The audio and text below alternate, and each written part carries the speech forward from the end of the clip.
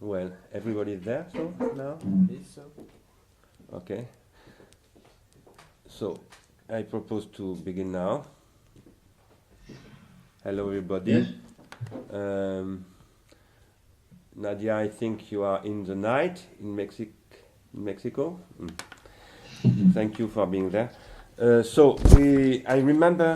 recall that we decided to organize this, I would not say seminar, but rather workshop during the summer academy. After the discussion we had in the summer academy, Dan and myself, concerning archi cinema, and also Hideta Kaishida's communication concerning dreaming and cinema. And we discussed after this summer academy with the group of, let's call it the Ecuadorian group, the opportunity to have a short seminar together before the beginning of the Ecuadorian seminar itself, because in Ecuador the project is first to open a seminar, and a seminar dedicated to digital studies. I will go back to this question later. So we had with Dan a discussion concerning the status of, let's call it positive cinema, if you want. That is cinema in the sense, in the current sense, in the contemporary sense, which is industry of cinema, art of cinema, etc., or cinema as an art, or also scientific cinema, and also television, which is for me what I call the electronic cinema. That is also what we call industrial temporal objects.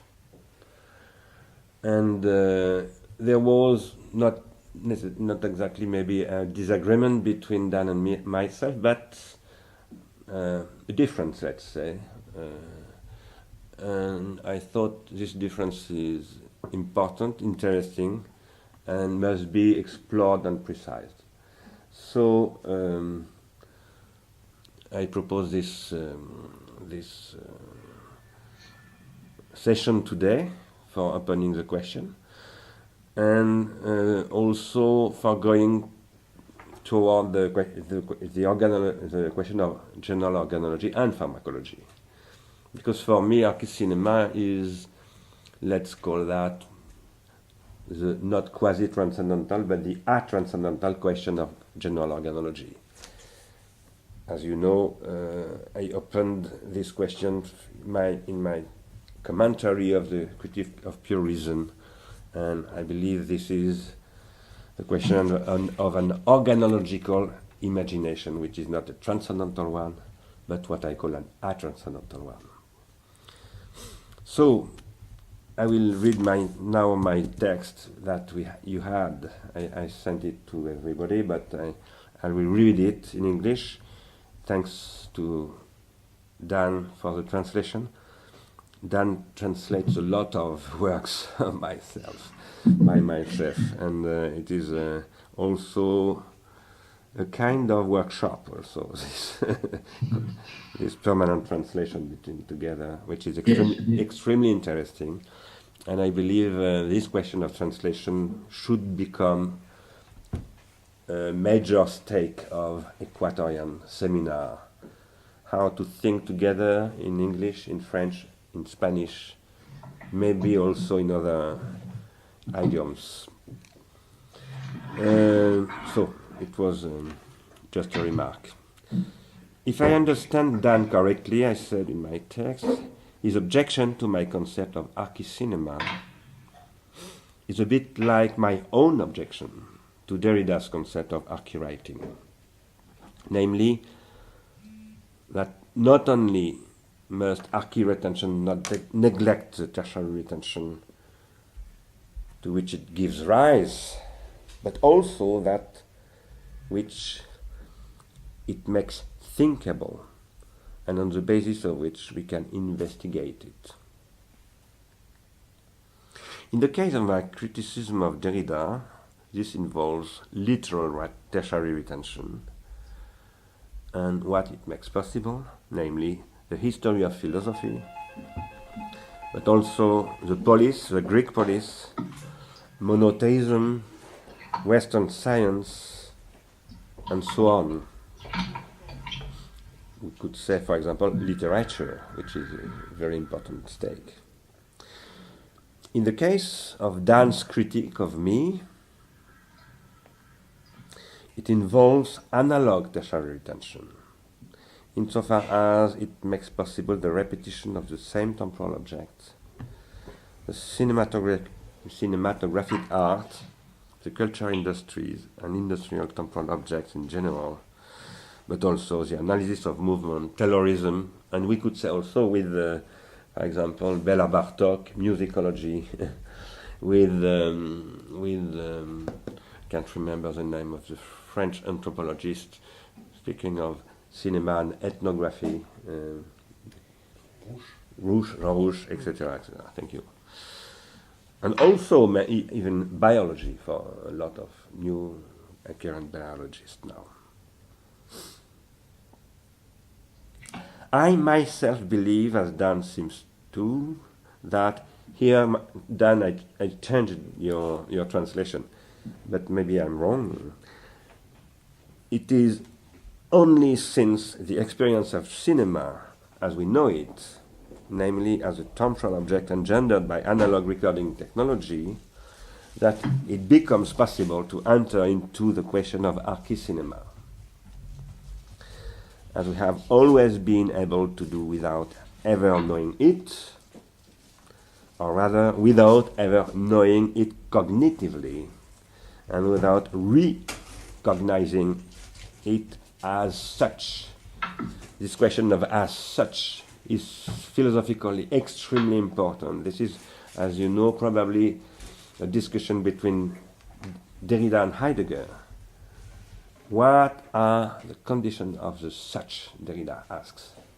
And I disagree with Derrida, but I disagree also with Heidegger. Thank you very much. I believe that precisely the question of tertiary, literal tertiary tension opens as such the question of archi writing after the end of the history of philosophy.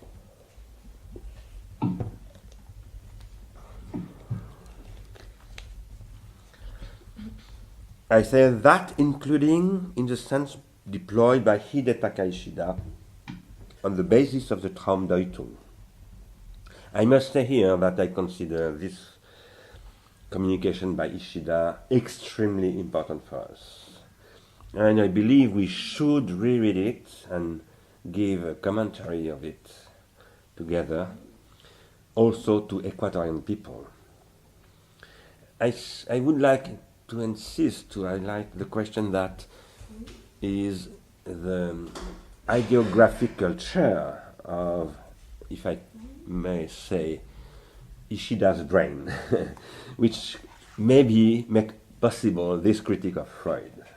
Because for Ishida, writing is first image. The practice of Ishida was first, let's say, post-Chinese writing, that is Japanese writing. And I think it is a very important question. And I make a proposal here, or proposition, that is to invite Ishida in October in Quito for this important, I would like it to be really great moment for the Digital Studies Network, and I think we should organize a meeting between particularly Ishida and Wolf concerning the brain and writing, but not Western writing, Chinese writing, and also maybe why not Indian writing, that is Aztec writing, etc., etc. I think it is extremely important if we want to the seminar or the workshop in Ecuador to work. We must absolutely include the Indian culture. If not, we will have a rejection. So, and this is also an extremely interesting question. This civilization of Incas disappeared and was destroyed by the Western culture. This is a case of what I call the war between spirits. And I think it is extremely important to open an occasion in South America to revisit this question from the point of view of general organology. Also with the role of Jesuit missions in South America, which was on one side extremely toxic, on the other side extremely positive. We could open also a discussion of a pharmacology of monotheism and Christianism in South America. I say that also because Correa, the president of Ecuador, he was formed by the Jesuit, and he is a Christianic theologist of freedom. So I think all of those questions are interesting for Ecuadorians, and it is very important to localize our reflections into Ecuador. So I come back to the paper. More generally, I believe that we must start from our there. If we try to think anything, let's say apodictic possibility, justice, archi cinema, archi writing, we must start from our there, da in German, in order to think retention at the archi, that is the principle, what maintains itself throughout the supplementary process through which it is concretely expressed. Archi cinema being not just an archi retention, but an archi protension, which is something I might come back to next week. Here I insist to the question of what is called by Heidegger the situation. And I disagree with Derrida, and I agree with Heidegger that we can never think anything but starting from the there, from the current situation, here and now. And I think it is extremely surprising to see that Derrida forgot that from Heidegger, because Derrida was an excellent reader of Heidegger, but nevertheless not excellent but not perfect. And here I think what is interesting is to reopen the discussion with Heidegger and to show that the problem with Heidegger, his metaphysical side, if we speak with Derrida, is he himself forgot a dimension of the there, which is what I call the already there as a Weltgeschichtlichkeit, that is artificial memory, that is organological dimension of the there. It is always in the organological and pharmacological situation that is woven in this there, in this here and now. Here is the epoch, including in that epoch without epoch that occurs when the doubly epochal redoubling fails to produce a sufficient metastability of the there, which is our situation, which was not maybe completely the case for Heidegger. I'm not sure saying that I'm right, but it could be important to precise this. I say for Sein und Zeit, that is 1927. I don't say that for example, Zeit und Sein, that is 1962. This was after the Second World War, and the situation was different, I believe. So there was not cybernetics, there was not television, there was not all those things. And there was not also the American way of life everywhere in the world, even in Germany. So,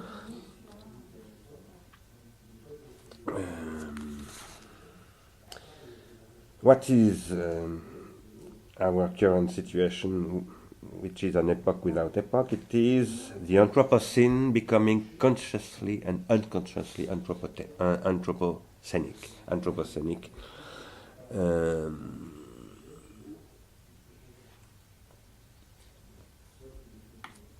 Putting out the question of neganthropocene, what I call neganthropocene. This is just a remark.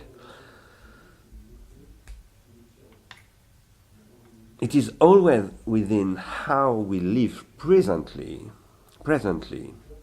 and in the conditions of the present, produced by the present stage of grammatization. Here the disagreement with Heidegger, when I say the conditions of the present produced by the present stage of grammatization. For Heidegger, present is not conditioned by grammatization. It is the experience of being at such. And he doesn't see, he disagrees with this statement that there is a condition of production of present by grammatization. And Derrida showed that. This is the reason for which I feel myself between Heidegger and Derrida. It is always within how we live presently that it is possible to exceed by returning to the source, that is, to the source in default, to the default, as Solomons I said in Pharmacon course, to what grants the possibility of any noetic age as primordial organological and pharmacological condition. This is a new question for me when I reread this morning, just before the session now.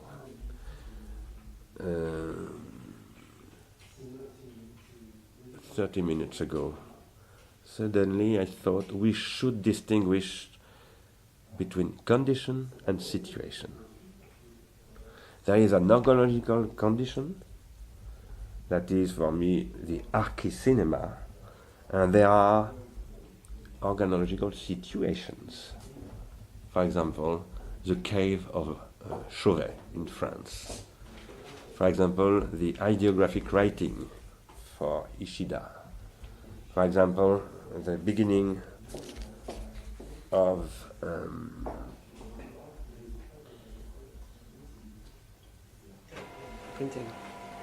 printing, of moving cinema for Freud. Freud, who says nothing on cinema. This is extremely interesting, extraordinary, incomprehensible, and also absolutely obvious. This is a denying by the founder of the thought of denying, of repressing. And this is extremely interesting and marvelous in a way.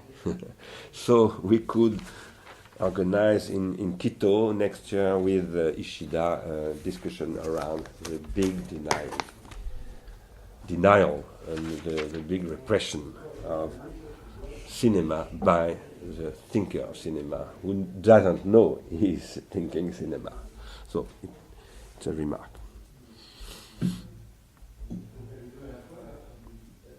So, in primordial organological and pharmacological condition are concealed those principles that are archi writing in the sense of Derrida, and what I call myself archi cinema.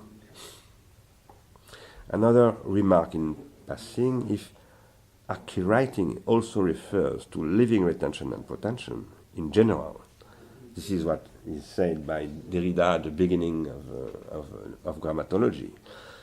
Archi cinema can also be conceived as an editing table, that is, as the selection process for retentions and pretensions in general. This is one aspect, one dimension of archi cinema.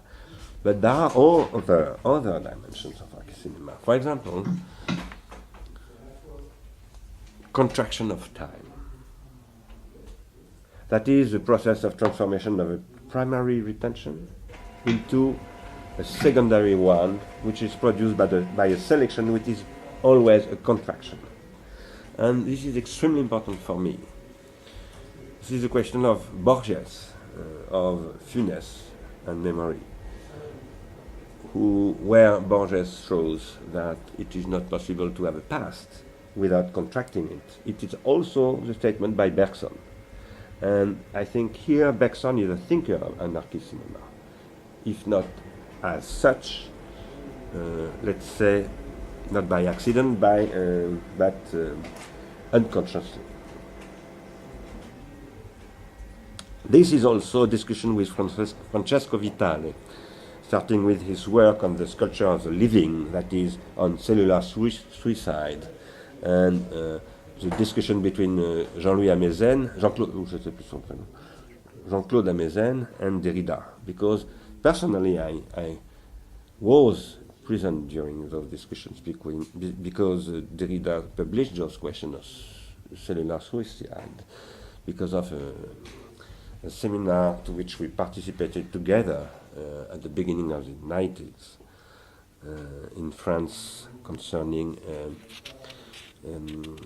genetic science, if you want. As an art and an industry founded on reproducibility, I write it reproducibility. This is for me extremely important. I tried to show in a course I gave in School of Art during the 80s that we must read Walter Benjamin as a thinker of the reproducibility, not as a thinker of reproducibility. And I tried to show that we must read Benjamin with Maurice Blanchot for understanding that.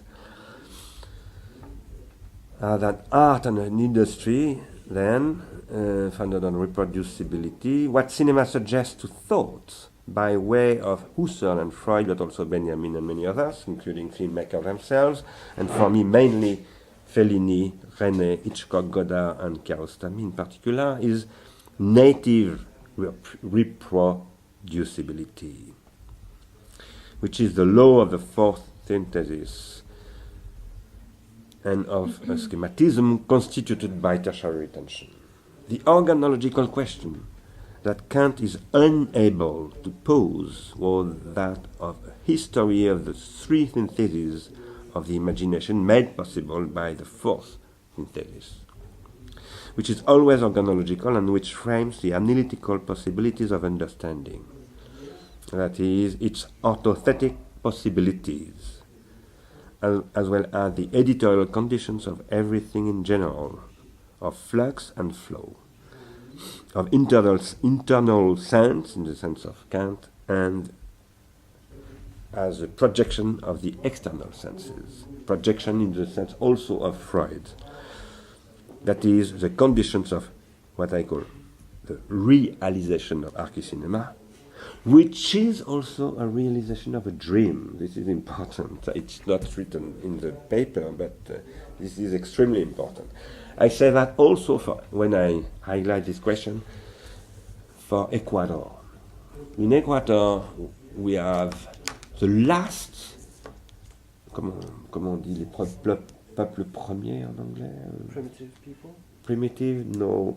First Nation. First Nations, thank you. First Nations. The last First Nations are living in Ecuador. In Brazil now they have guns, internet, etc., etc. But in Ecuador you have still 18 tribes of Indians continuing to live like in Triste Tropique by Lévi-Strauss. And this is extremely important. I say that because dreaming is what is, for me, the main stake of anthropology. How to think dreaming practiced not only by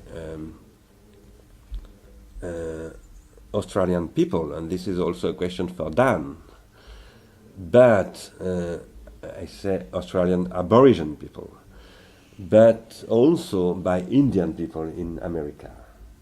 As you know, probably the thinkers of the question of dreaming were those specialists of Australia and America. There is also a question of link between dreaming and totemism. And this is for me a very important stake for anthropology in South America. Because totemism comes from North America, Indian people, etc. So,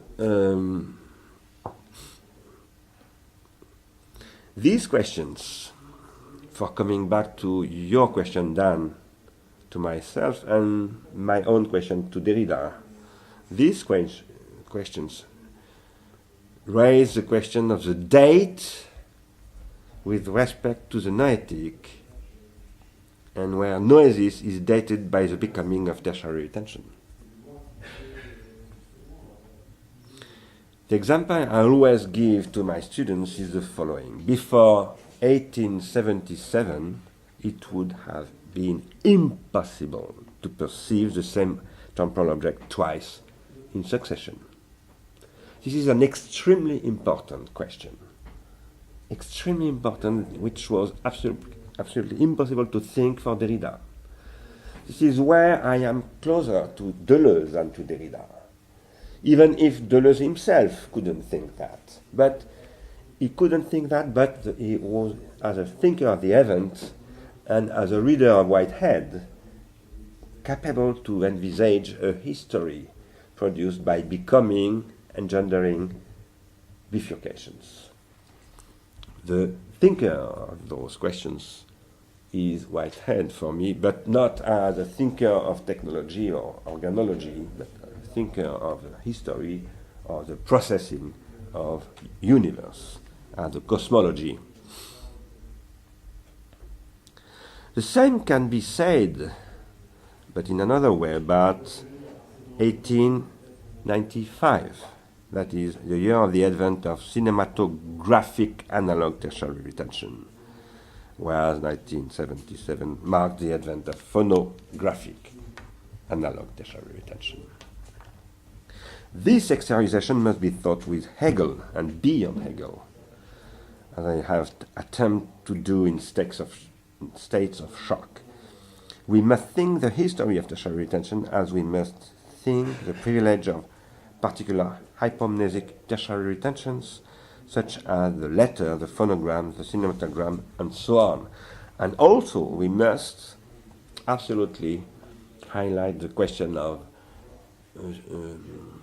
high Paleolithic period with the appearance of paintings on the rock, because it is also extremely important for South America. And for me, the question is the beginning of hypomnesic retention, which is appearing in the caves and not in civilizations. This is very important. If we want to create a possibility of discussion with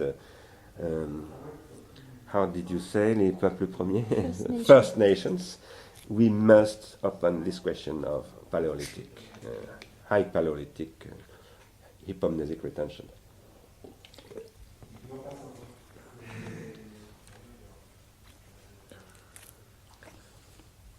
We must think the history of tertiary retention, and we must think the privilege of particular hypomnesic tertiary retention, such as the letter, the phonogram, the cinematogram, and so on. I said, but it is possible only if we think the archi at this vertical form, this vertical form that maintains itself in the current of a Heraclitean river, and that we call the noetic soul, insofar as it is organological and pharmacological.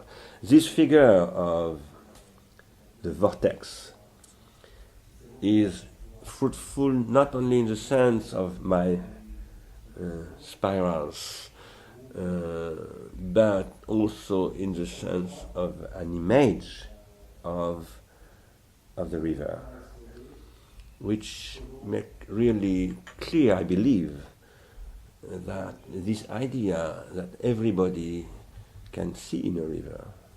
You have a transformation of the flux, of the speed of the flux, yeah, but you maintain the spirals, or the vortexes. And this is really, I believe, close to the Nietzschean thought of becoming, and the possibility of overcoming the metaphysical thought of history, but not to leave philosophy, that is, by maintaining the question of the metastable structure, which is not a concept for Nietzsche, but we should reread Nietzsche with Simondon for interpreting these questions of becoming, and with Heraclitus too. It is imperative for us to think about this in relation of equator, because it is also a matter of introducing the epoch of spatial-temporal objects. Suddenly I pass into not only our current situation, but the future of, let's call that, Negro-Anthropocene, if we agree with this expression. Spatio-temporal objects, in the sense proposed during the ERI seminar on categorization that was held 2 years ago. That is the epoch of a change in the supports of knowledge in the web age. This is the question for me opened by DAN projects for Equator. And this is my view on your project DAN, but it is not reducing your project to that. But I believe that because our obligation with Equator is to translate our works into concrete projects, into a policy of high education.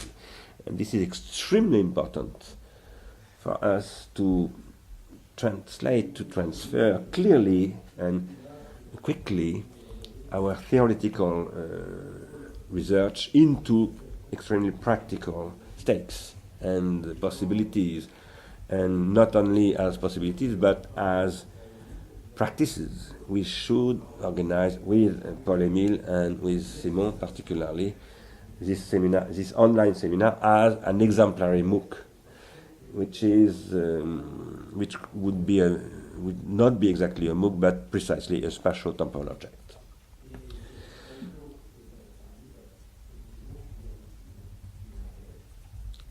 What we call spatial-temporal object, or ST, are produced by the epoch, not an epoch of absence of epoch, but precisely the becoming epoch of this absence of epoch. The epoch of a change in the supports of knowledge in the web age. The web age being, maybe this is a proposition, the third period of cinema age, of positive cinema age. I say that because there was chemical cinema age, the first one, opened at the end of 19th century. The electronical cinema age, opened after the Second World War by television and maybe with YouTube. The third, let's call that, digital cinema age, where broadcasting is produced by the web, and this is not broadcasting. This is a networked system of distribution open to everybody, even ourselves, because we are using precisely YouTube at the moment for talking together. The challenge of MOOCs lies in this transition, and I say that why do I use challenge of MOOCs? Because you will have to explain this to the boss of IACHI, to the rector of IACHI, who is a nice guy, I believe, very interesting. And he was convinced by our discussion, and this is the reason for which you will go in Equator at the end. I think he's somebody with who it's absolutely possible to talk and to discuss and to advance together. You must know also that he's extremely interested in creating around Equator, and this is the reason for which this mail by Patrick Quaggan is interesting. He wants to create a subregion in South America with Colombia, Peru, and Bolivia. He thinks this is what he calls the Andean region, peoples of and. Comment on dit les Andes? Ouais. Les Andes. Andean. Clearly, this requires that we correctly pose the question of the temporal object in general, and of industrial temporal objects in particular. There is a temporal object as soon as there is a time of consciousness in Husserl's sense, that is a process of the accumulation of primary attentions selected by psychic and collective secondary retentions via epiphylogenetic tertiary retentions. And this requires that we describe the becoming of this possibility and its evolution across time, from the Chauvet cave to the Lumiere brothers and beyond, at the epoch of the OSTs, spatio-temporal objects. Let's say in English, STO. STO in French, it is the obliged work in Germany, not just. And that we must do so by retracing the process of grammatization. Saying all this, it's a proposition to also define a kind of program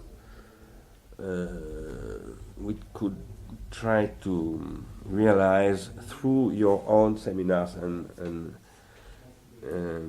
teachings. The question of grammatization necessarily includes that of literal tertiary retention, and we must undertake the history of the doubly epochal redoubling of literal tertiary retention, then of printed tertiary retention, and so on up to the present.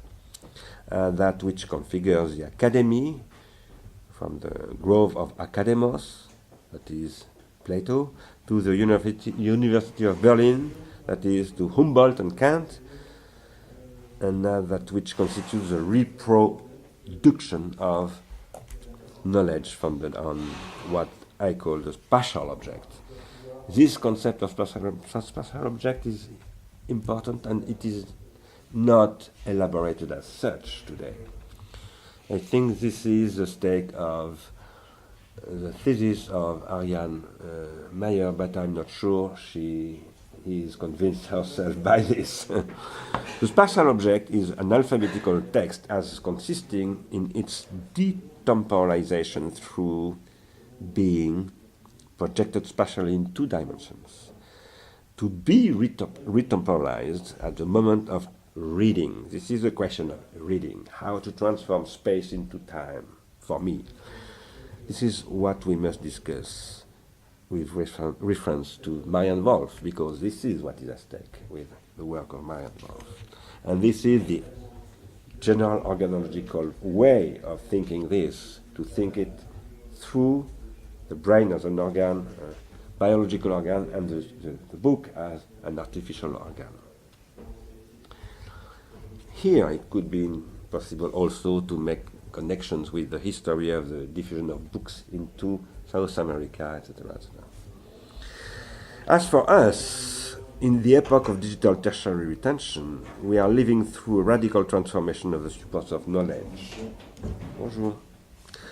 With the appearance of the kinds of STO we produced with Paul Emile in the context of pharmacon.fr, which also constitute, we say, the future of the web and of universities, insofar as the latter are becoming fundamentally editorial institutions.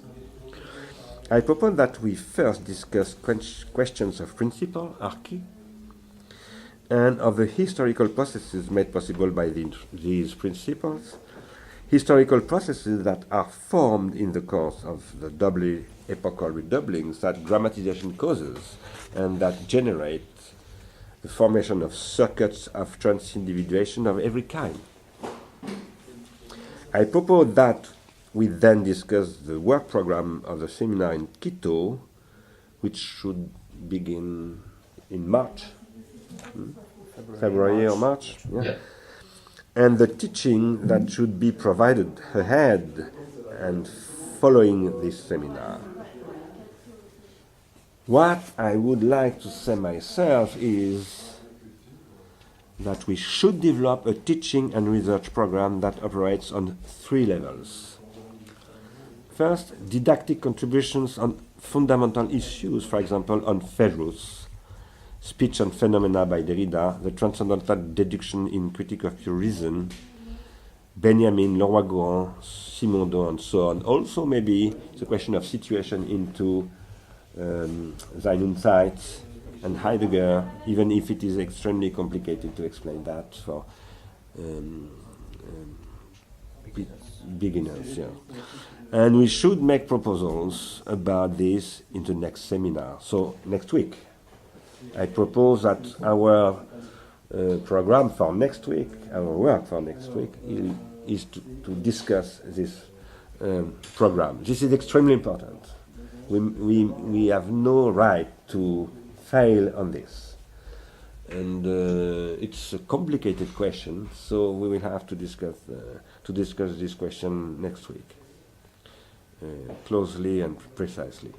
Second, a joint seminar, joint for yourself, on questions of general organology, pharmacology, and archi-cinema, that is, on the critique of the Kantian schematism, and therefore of Adorno, which leads to the constitution of theoretical framework of the implementation of STO, but also to contributory research, digital epistemology, and therefore digital studies in general. Here, there are theoretical and practical questions to pose. And I propose that the perspective of the meeting of the conference in October in Quito to be oriented by these questions, and oriented, but also declined. C'est pas correct, ça declined. Si, en anglais, décliné. No. Conjugated. No, c'est pas. Developed. Yes, thank you. Developed through diverse disciplines like neurology, biology, history of cybernetics, robotics, etc., etc. We have people for that who would be extremely happy, I believe, to come in Quito. Marianne Wolf, David Bates, Francesco Vitale, and so on and so on. Third, seminars constituting your own research around performance, symptomatology, and cinema.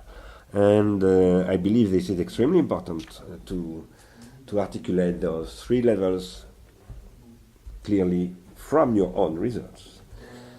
But I believe it's your own research must be clearly included in this 3rd level program for being understandable for your students in Equator and outside Equator.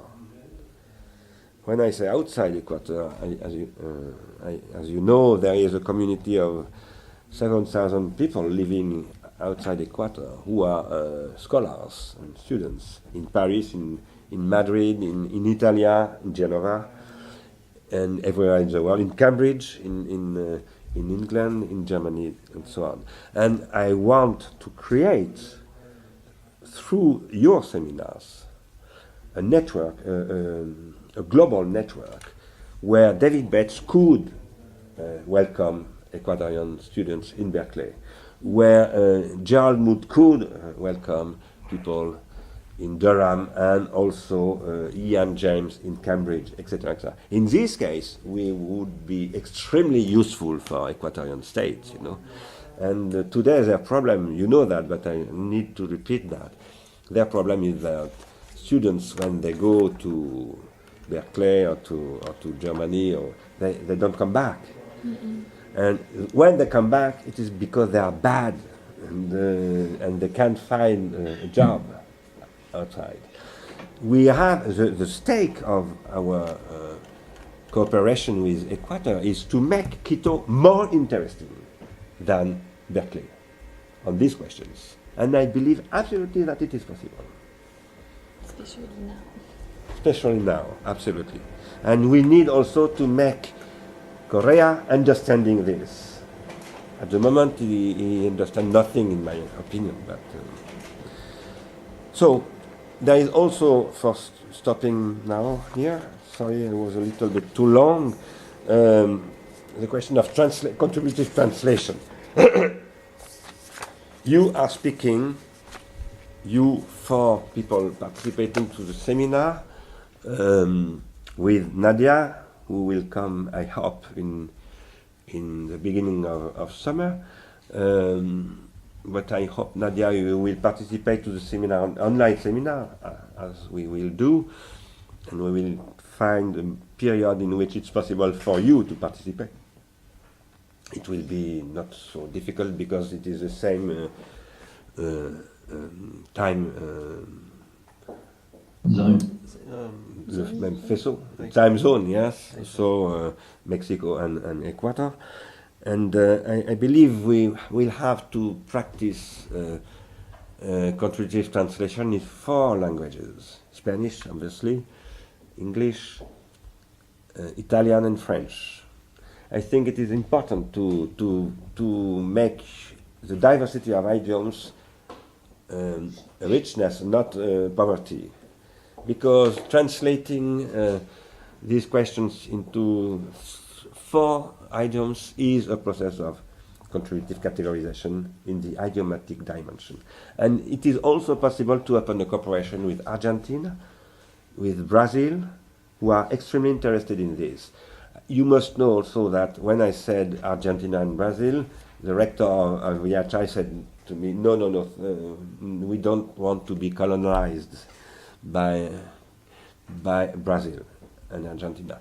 Nevertheless, there are extremely interesting scholars in those 2 countries, those 2 states, and particularly there is in Brasilia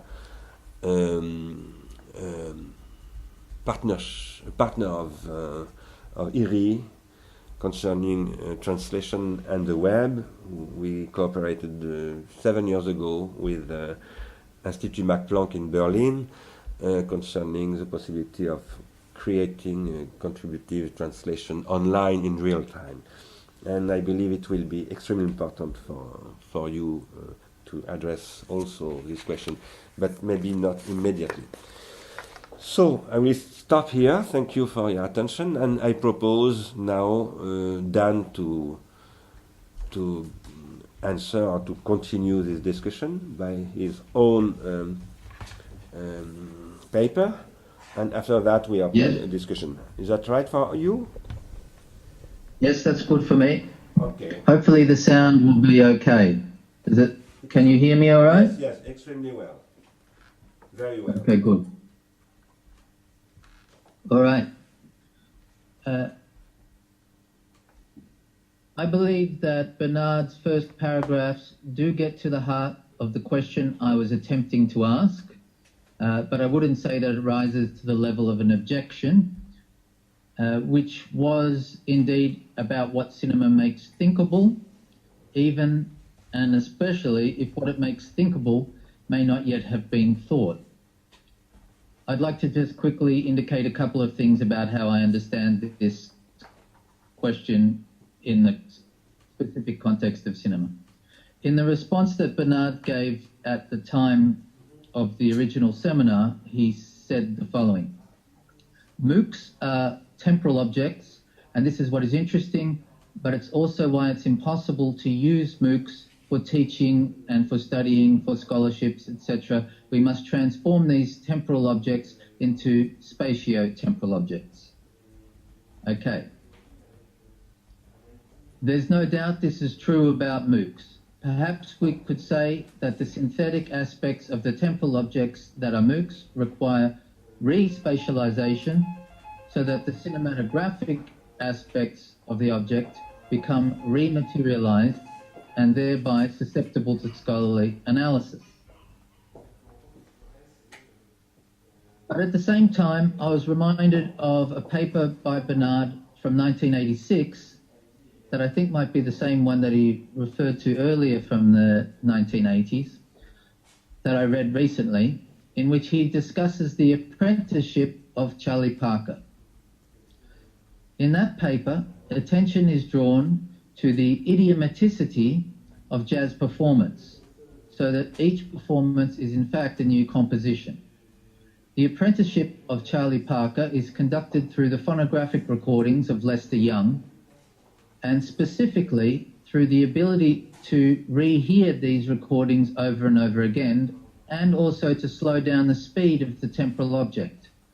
The effect is to gradually enable Parker to achieve mastery in the idiomatic and non-notatable aspects of Young's jazz performance. The temporal object, that is the sound recording, is thereby clearly an object of learning and studying. So do we call this scholarship? Or to put a finer point on it, is scholarship defined as that which concerns the notatable as opposed to the non-notatable? If not, how do we conduct a scholarship of the non-notatable? What can't be notated, which defines jazz? My question is, are these not questions that must be addressed in any attempt to invent instruments for the transformation of temporal objects into spatiotemporal objects and any invention of new editorial and annotational instruments? It is, therefore, a question about the non-notatable aspects of cinema. The second point that I wanted to make follows from the first, but it's more obscure and mysterious, at least it is for me. In the paper that I gave, I mentioned Deleuze's notion of an image of thought as a kind of picture of the shape thought has. I will give as an example the notion of nested spirals, such as the vortex or whirlpool that was discussed already. As an account of the relationship between processes, it is also an account of the shape of the thought that can think these processes, and it is for this very reason that Whitehead's concrescence needs to be thought in relation to Simondon's concretizing individuation. Now, it is indeed true that linear text can be multidimensional and that there is linearity in cinema, and even that these are essential aspects of both. But even so, it strikes me that the cinematographic medium tends to lend itself more easily to some shapes of thought than does the linearity of text, such as, for example, that shape in movement that consists in nested spirals. This assertion may seem unscholarly and possibly improbable, but I am not convinced that it is not true or that it could not become true. And it strikes me as well that it made the non-notatable aspects of cinema that in particular so lend themselves. Furthermore, if this is so, if, for example, we said that cinema lends itself to the expression of the concrescent, then this is also to say that concrescence is already in a way archi-cinematic. Or in other words, the process of cinematization that I was attempting to put into play, which is not in opposition to grammatization, does not just connect the interplay of the Promethean light and fire animating Marc Azema's proto-cinema to the technical fire and light of the Lumiere brothers' invention. It also suggests a connection between the latter and some more cosmological fire and light. That is, to the cosmological playing out of the entropic tendency, and also to solar fire, to the solar radiation that is in a sense the pre-individual fund for all terrestrial negentropic beings. If we can say that the nested spirals of concrescence are then the outcome of the default of origin of the interplay between the entropic and the negentropic, can we not also say that something about cinema amounts to the localization of this interplay in improbable ways that remain unpredictable, however programmatic the actuality of cinema has been throughout its first century? Obviously, this is not a matter of deciding between the cinematic and the digital, since these are inextricably intertwined. Nor is it a matter of rejecting new digital practices of editorialization and annotation. Not at all. But it is to ask whether there is a specificity of the cinematic that may at times elude digital attempts to enhance the spatial and graphic aspects of cinematic temporal objects, given that such attempts inevitably attend to the notatable aspects of such objects. At the same time, such attempts to intellectualize cinematic temporal objects by spatializing and graphicalizing them must, it goes without saying, also contain possibilities for intensifying this specificity by accentuating its interpretability.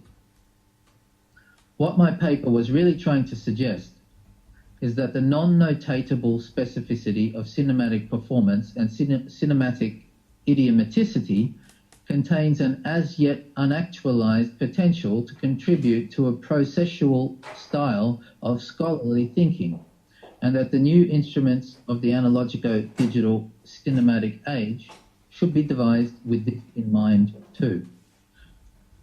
That's it.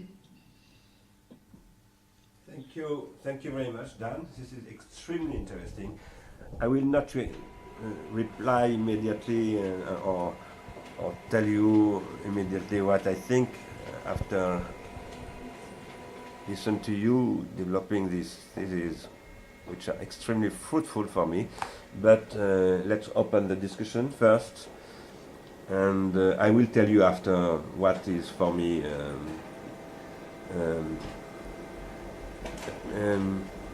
really marvelous in what you said, because there is a kind of coincidence between what you said and what we do here in IRI and another project dedicated to music, but I will tell you that later. Who wants to speak now? Do not forget, if you want to speak, to open your microphone first. Go ahead, Carlos.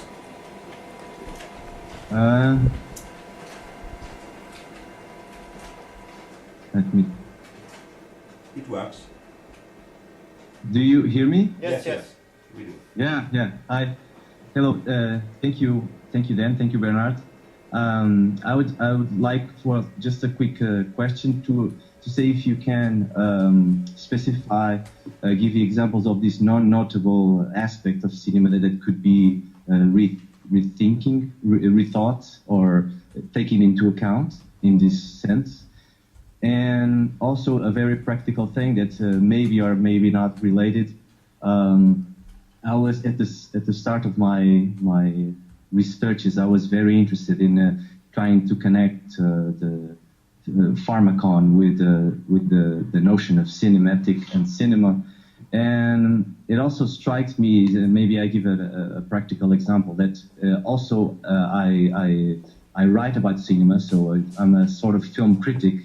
And in this area at the moment, there's this shift, and Bernard was talking a little bit about how could this all be a sort of temporal object in itself, this kind of seminars, special temporal objects. So in film critic at this moment, there's this shift of trying to produce critical thought with the material of cinema itself. But at the moment, it's not exactly the same thing as essay films, but at the moment there's this film critics that always written all of his life, and they are starting to produce pieces. So they are critical pieces on another films. They are using images and sounds. But the thing is, because we could see that there's not a developing thing, there's not been a development in this area, everything that is produced is seen as really wonderful.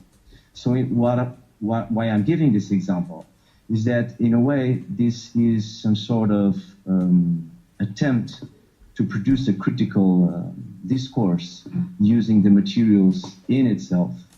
But it is not developed yet, because the critical aspects are, the critical discourse is really traditionally on this written pieces base. So we're moving into this other area of producing critical thought with images and sounds. I was wondering if this is something that would be in a sort of margin, or a sort of that would make the bridge between a little bit art and science, and in a way that could be developed so we could later on we'll be able to use these ideas of changing or passing from art to science with the same aspect, with the same materials, working from the same materials.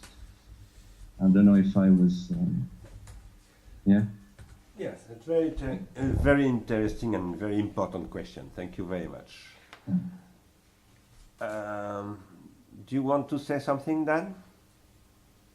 I think about the idea of the non-notatable and the notatable, there may be not an opposition.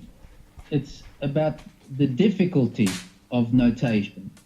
Nothing is necessarily forever non-notatable, but in the sense in which it was used in that paper, it was that in relation to jazz, that there was not a way of notating that would be capable of capturing what was specific to a performance, whereas it can be captured on the phonographic recording. In terms of cinema, the problem is that you could notate forever about every frame and about the relation between every frame and the sound and the cuts, and this is a real problem for people who do write about cinema, because they always have to work out a balance between describing what is in the film and saying what they want to say about the film, because there is no notation for film that will solve that problem for them. So what I think is the issue for the future is that we have the advent of whole new kinds of film objects like MOOCs and so on, but their way of being cinematic is in a lot of cases extremely primitive, cinematically speaking, in the sense that they, like a seminar, are just a medium for voice and maybe some static images to be transmitted. And so we're at a very early stage where all of those other aspects of cinema that are much more difficult to master and to notate as well have not really been brought in to the question of the future of scholarly use of cinema. So that's really what I'm saying, is that those other aspects require consideration and need to be brought in as well.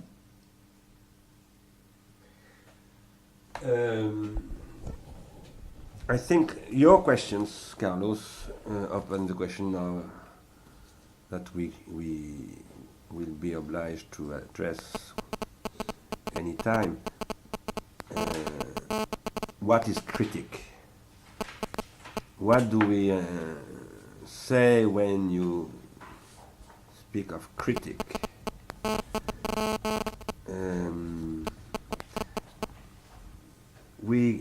There are critical works, artworks. It is a definition by the German Romantic movement that an artwork is critic or it is not an artwork. And that is, it makes, we could say, it makes a bifurcation, and it makes possible to discern, to distinguish, to identify, etc., things. This is here a link also between Goethe, poetry, and science, because Goethe was a thinker of physics and a poet, and a poet.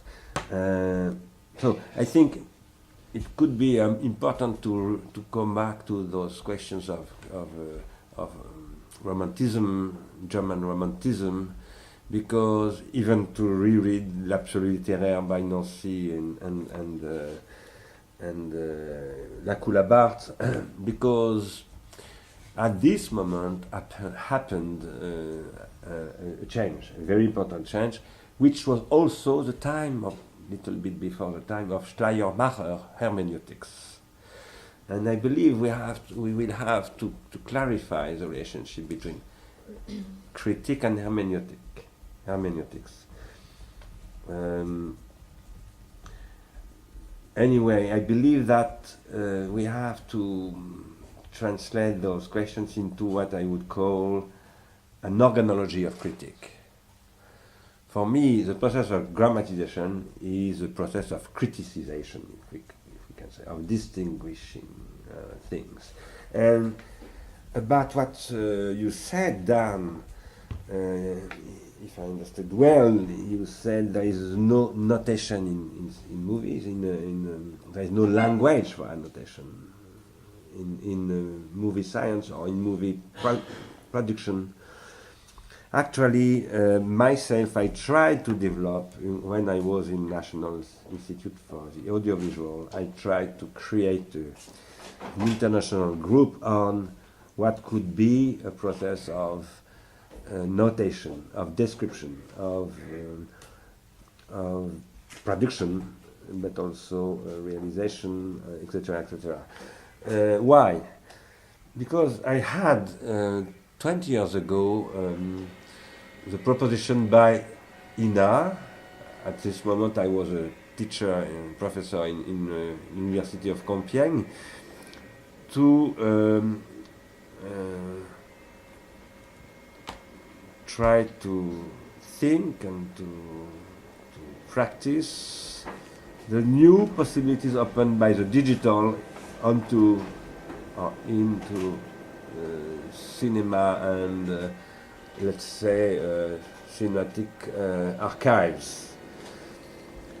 And we opened a long work on this, and I proposed to work on these questions with people like Patrice, comment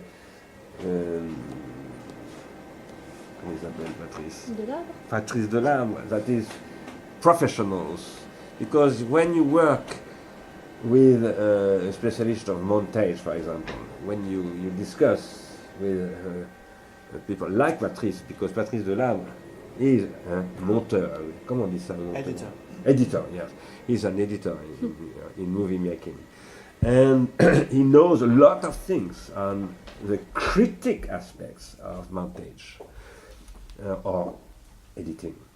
And it is also the same for the one we call in French l'ingénieur du son, the sound designer and light designer, and the people making the the sets, etc. So you have empirical practices which are producing critique, because if they didn't have these critical skills, they couldn't work together. Mm-hmm. This is extremely important, but this is empirical. And myself, I said to the people from the Paris 3 Faculty of Cinema, and they were extremely shocked by what I said. I said, for me, the problem with Christian Metz is he never made a movie.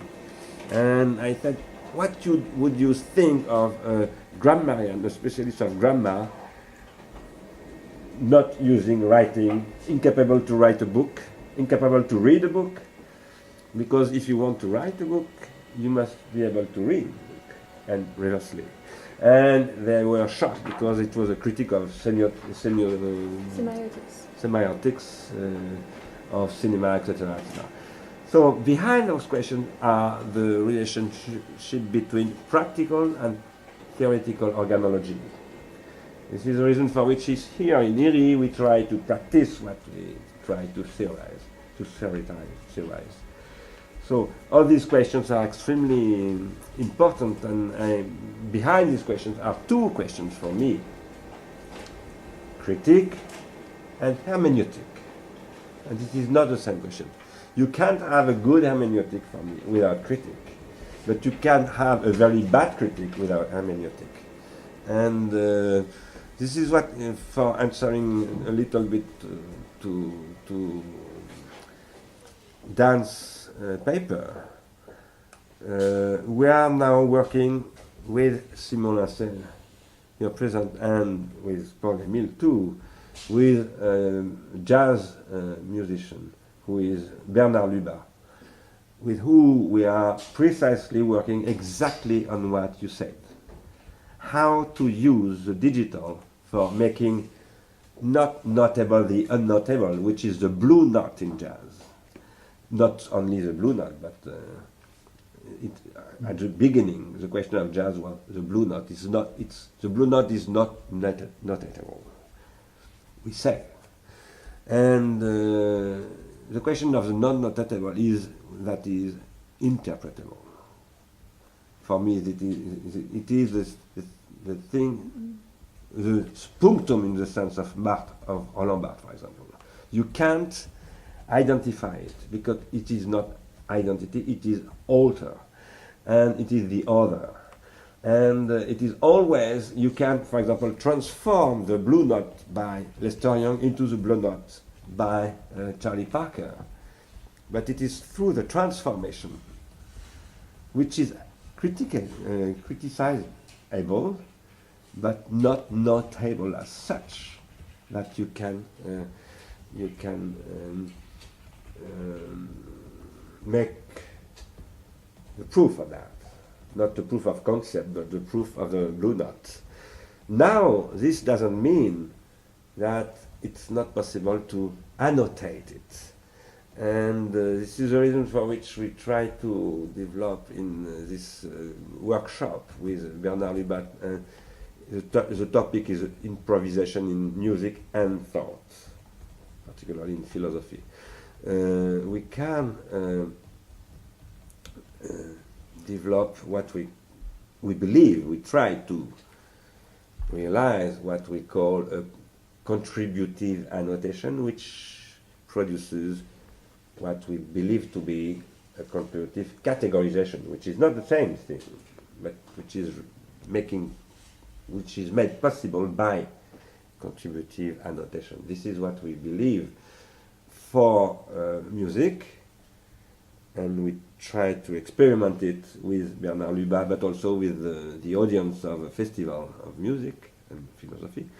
But it is what is at stake also with our seminar on categorization, and which will be the question of, for example, another question, impossible to translate Mallarmé into Japanese, into English, into German.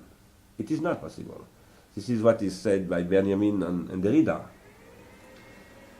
Nevertheless, it is impossible, but we translate it. And this is the experience of the impossible as the experience of the not notable. I think all these questions must can converge on questions like hermeneutics, etc. Can I follow up? Yes, sure. Yeah, Paolo. Paolo, go ahead. Go ahead, Paolo. Go ahead, Paolo. Don't forget to open the microphone. Hello. Hello. Good morning. Good morning. And I start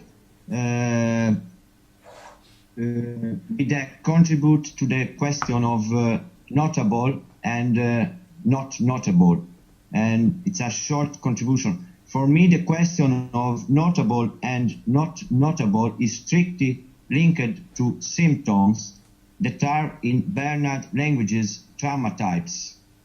So this is my point of view or about notable. But I would like to say something by doing a link between archi cinema and the digital Freudian wonder book that Ishida find in iPad.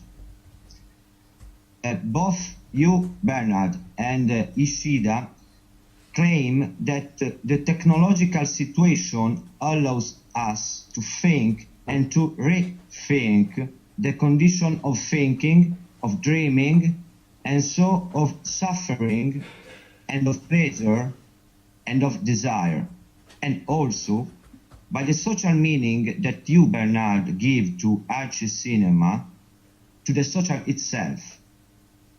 And you know that during your lesson of last year of Pharmacon school, I attempted to develop the concept of paideia. And now, in Ecuador, I would like to go on this way.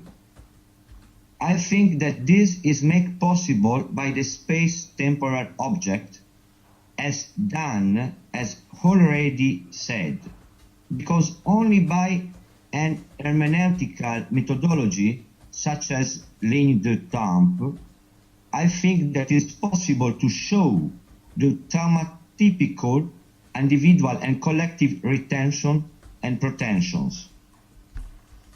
So, what is the stake of my project? What is the concrete stake of my symptomatological project is to problematize the economical, technological, political, and cultural issues of the present. And this is made possible, I believe, by the archi cinema and by what does it mean precisely for the reason of you and Ishida. It has the, if archi cinema is the condition, it's the situation that allow us to think the condition of archi cinema. And so the situation also in Ecuador, also the DA in Ecuador. And so for me the concrete is there. Thank you, that's very clear. And also I believe like you that symptomatology of trauma types is the stake of the non-notatable. If you remember, it was, I say that for Dan particularly, it was the statement in the communication by Ilan and Julien concerning music and improvisation. If you have time for that, Dan, it was recorded, but it's not still edited, but it will be edited. There is a very interesting lecture by two musicians concerning improvisation, notation, etc. But not notation as such. But We have the paper. yes, we can send you the paper in English here if you want. That would be great. Okay. Yes. So Anaïs wanted to say something. Yeah, it's to follow up actually on both Bernard and Paolo and then it's and to go back to the potential distinction of condition and situation, and it makes me think of first. What if it would be interesting to look at video installation art, because they both represent and yet condition, situate a condition of representation, and that there is something at stake in allowing the viewer to be in an open-ended engagement with the video art form and yet being in a space that is shared. And that is performative. And so this makes me think of, Dan, what you said about the fact that there is at stake in Deleuze's image of thought a distinction between mimesis, thought as representation and imitation. And within this distinction, there is also a question of what is the performativity of the archi cinema. Where is it located? And by framing a location that is tied to a certain performativity of that image, it will be maybe interesting to draw more on extended cinemas forms. Yeah, because I'm thinking about the practical aspect of it, and This is a question of theory and practice also. We will have to address this question extremely precisely because of the equatorial situation and project of contribution we have for this country, but also because this is maybe the organological situation everywhere in the world is now opening this question in a new way for Ecuadorian people, but also for California and Google, etc., etc. And I think this will be extremely important to work this point, which is a question of performativity, also addressed by Sarah. And I believe that if we are able to produce clear options around these questions, we will become credible for Ayachai. The problem with Yachai will be that it is a technological university for which the main question is how to transfer research programs into economic policy, industrial policy, startup business models, etc., etc. It will be difficult to explain them that maybe it's not only on this way, by this way, that it is possible to work and to produce negantropy, let's say. This question of negantropy is extremely, I believe, for Equatorian policy, an extremely good question, because, as you know, they are inscribed in their constitution the protection of nature, etc., etc. I close these brackets. So this question of performativity and practice, etc., must be explored through all our questions, and it can be addressed through all the topics we addressed this morning, for example. yeah, Do you agree with that? Yeah, I agree with that, and I think that my point was also to stress the importance of, by specializing temporal object, we allow a certain open-ended engagement that is allowing a certain agency that is performative and yet also federative, which is distinct from industrial temporal object that is no longer open-ended in their form of engagement, and that's Concerning what you said immediately, I must tell you also that in our discussion with comment c'est son nom, le recteur, je me souviens plus. Of the rector of Yachai, and not only the rector, but the one who helped us a lot for Vicente Benito, who is manager of international relations in Yachai, and helped us a lot. When you will arrive in Quito, you should tell him thank you very much, because if he was not there, it failed. Now,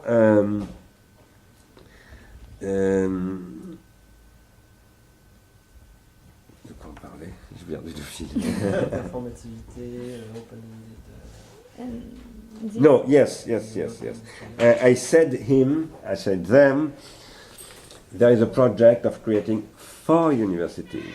Yachai, the University of Arts, the University of Education, the University of Forest, that is of biology and pharmacology into Amazonia. And I said we should produce connections, synaptic connections with the 3 other projects of universities. And they answered, be careful, it's not the time, etc., etc., because those universities don't exist, etc. But I think myself we have to making them existing in idea or consisting, maybe not existing. And these question this question you said are questions between University of Art and University of Education. And we must prepare, if we are useful for Equator, it will be to prepare a good position of good questions for these institutional gestures, which are the foundation of new universities.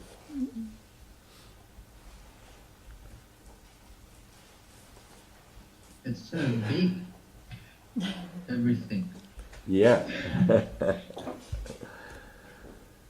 We are in the question of Kant cosmopolitism in a new stage, which is the web. What is a cosmic web? Not necessarily cosmopolitical, but yes. This is also a question of geopolitical position of Ecuador into the world, particularly in relationship with the web, the World Wide Web, Internet, etc. And for this, there is a very, very difficult but absolutely extraordinary stake, which is how to position, to situate Ecuador into a geopolitics of the web, which would not be on the mainstream, but creating precisely a negantropy.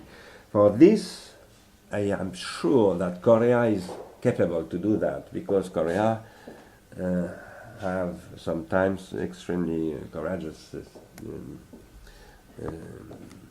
positions, and this question of the web is an extremely geopolitical question, not only technical. Now the danger with the archi is that they see it as a technical question, an industrial question, not geopolitical and epistemological, etc. One. Yes, Nadia. Don't forget to open your microphone. Okay. Hi, everyone. Hi. I'm a little sleepy because it's really early in Mexico, but I have a lot of questions.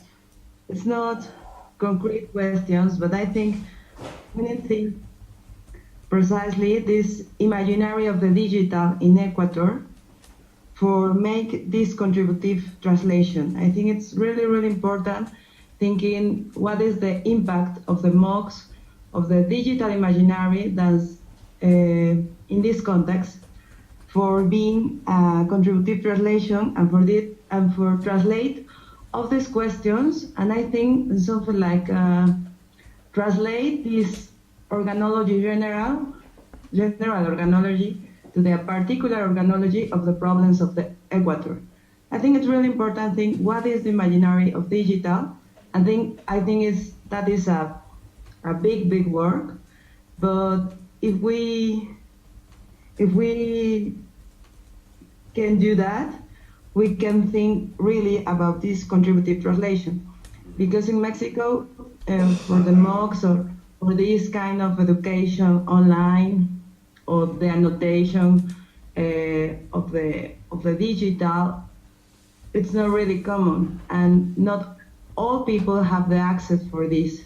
And I think that it's really, really important for make a translation and for proportionate tools for the Ecuadorians feel interested in this kind of communication and debate and construction of the knowledge, social knowledge. But I don't know how can do that. And I think we propose some things really clear for make this. And I don't know if we try to do a plan for this, or what is the strategy for make this.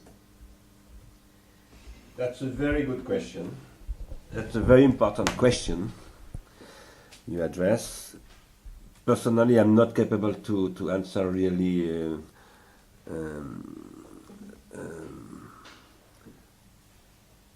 these questions. I will not give answers, I will give opinions. From my feeling into our exchange and relationship with Ecuadorian people during last year. First, I think for a lot of people in Ecuador, internet means nothing, because there are only 15% people accessing to the web. So a lot of people don't know what it is. They don't have a relationship. And when René Ramirez, Minister of Higher Education, told me, never forget that here we have only 15% people connected to the web, so we are late, I answered, you are in advance. Because if they are not connected to the web, they are not connected to Facebook, they are not connected to so much bad things, and it is possible to beginning a new an adoption of the digital by a population. So it is an advantage for me, but it is also clearly a problem, because if they don't have access, it is because in mountains, etc., it is extremely difficult to connect, that's clear.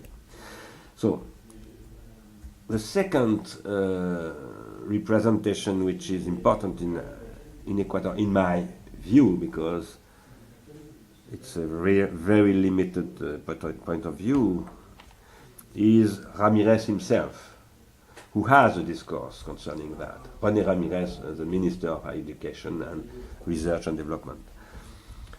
The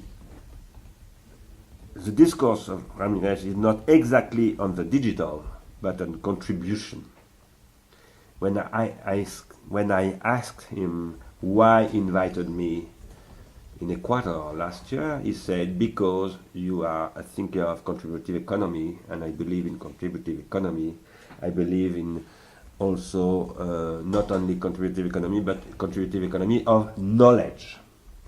As you know, I think you know that the strategic choice made by Korea at the beginning of his presidence of Ecuador was, we have 20 years for becoming a country of knowledge. We have nothing. We have petroleum, but oil, but we will not have oil in 20 years. It will be finished. So if we want to open a new age for Ecuador, we must use the benefits of oil for producing a contributive knowledge. This is not the discourse of Korea, but it is the one of René Ramirez. And it is not superficial. It is really thought by them. Now they don't have, for me, René Ramirez himself, they don't have the technological culture of these questions. And it is a very important stake for us to give them not only a technological culture, this will be the role of IRI himself to do that, with the laboratories of CNRS, IMERIA, etc., with which we work, but it will be your role to give an organological apprehension of the web, which is not only technological, but precisely organological. That is also, in the words of Paolo, for example, symptomatological, etc., etc. After that, the third representation I identified in Ecuador, even the first day I was in Ecuador, because I came in Ecuador for giving a lecture into a conference, which was a conference concerning the digital startups, the future of development of let's call that business, digital business. It is precisely the economic sphere which is extremely close to François Hollande in France, so much. When I say that, it is a little bit stupid, but it's not close to François Hollande. It is close to a social democrat, basic, non-discourse, no critique, no analysis of the current situation. That is extremely mimetic. How to imitate Google, to imitate California, etc., etc. And the stake of the work with EHI will be exactly there. EHI is, I believe, today the instrument of concretization of such an economy of the mainstream into the digital. And what we have to do is to explain them that if they do that, they will lose, because they will become dependent not only of the dollar, but of Google. And we think we have really to produce here a new imaginary, as you say, with them. But I believe the three dimension I evoked with Ramirez, let's say the Indian people, and because it is the Indian people, and EHI, are three elements interesting. And it could be interesting, for example, to organize meetings with those four dimensions. It will be extremely difficult because it is extremely political, and it is the domain of the president of Ecuador. So be extremely careful with this. But I think it is also extremely important, even if it is extremely difficult, not to renounce to this perspective. So your question is very good. Now, Nadia, since we are discussing with you, I believe you could have a very important role into these stakes, because first you are Mexican, and Mexico is extremely accredited. Is correct? Accredited? No. Legitimate, yes. In digital policy. I don't know what you think yourself concerning this policy, but in Mexico there was 20 years ago a very interesting policy of using the audiovisual, using the networks, etc., for developing another way of teaching, of learning, etc., etc. And now I don't know what to think, because I never came to Mexico. You are also speaking Spanish, and this is important. But you have also an expertise into, or I prefer to say a knowledge, but in EHI you must say expertise on robotics, and you have a discourse on that, and this is extremely important to address these questions, which are extremely important for them.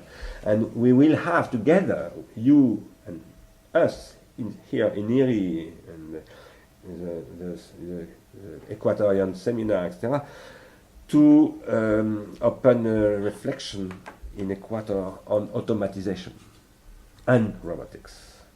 I think it is extremely important, and it is also legitimating our economic dimension. So I believe even if you can't participate immediately to this seminar, Ecuadorian seminar, because of the time, I think you should, if you can, begin with the beginning of the seminar from Mexico, if you agree. Don't forget your microphone. Yes, yes, of course.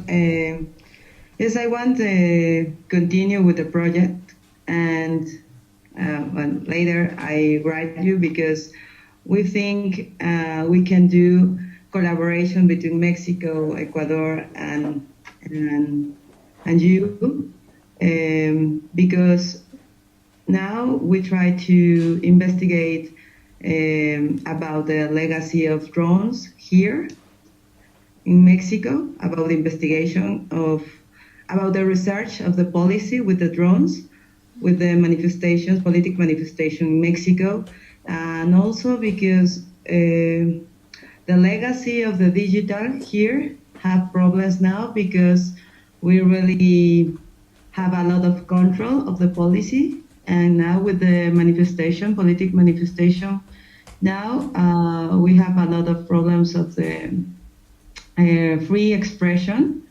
because they look for us and they have a lot of control of the social things in the web, and in the other part we have a investigation, a research in the Center Multimedia, that is the place I work, and about the automatization, and we try to research about the politic things of the technology, because in Mexico it's really a critic about that, and I think we have a lot of points in common with the project of Ecuador. With what? With the project. Oh yes, okay. Yes, I think you I think it could have a privileged relationship between Mexico and Ecuador through your action and the seminar. And I will come in South America in the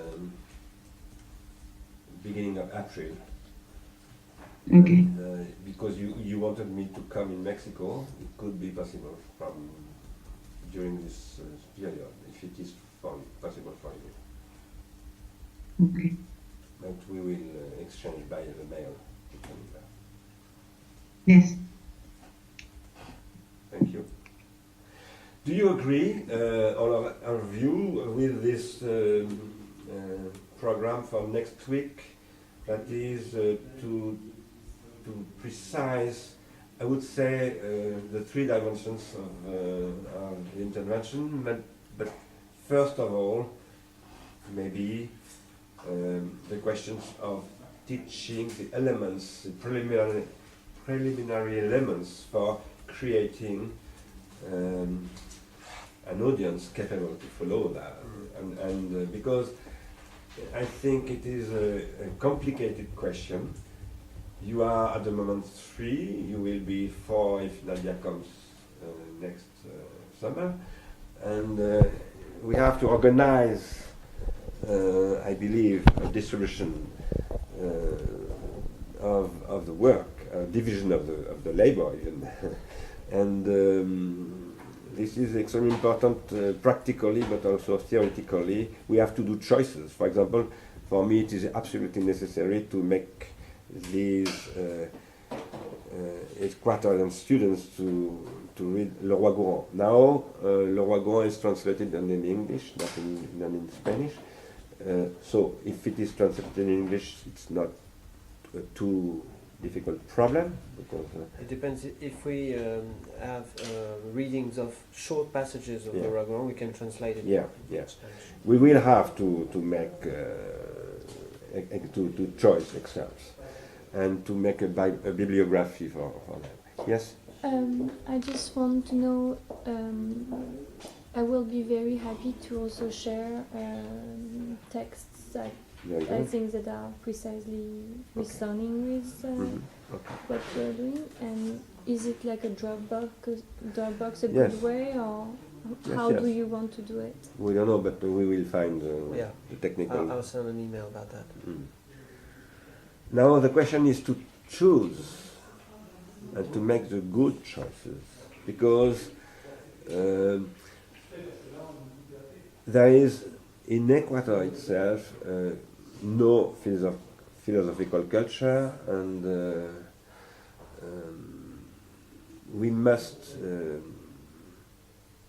can't fail. And we must be extremely efficient in our choices, because it Yes, yes. What do we know about the students that we Nothing. will have? At the moment, we know nothing.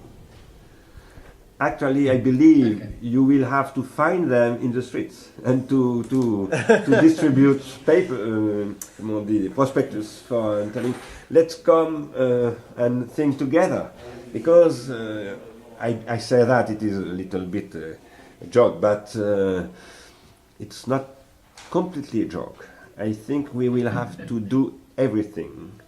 And this is what is interesting. Difficult, but extremely interesting, because it is you. I think you will have,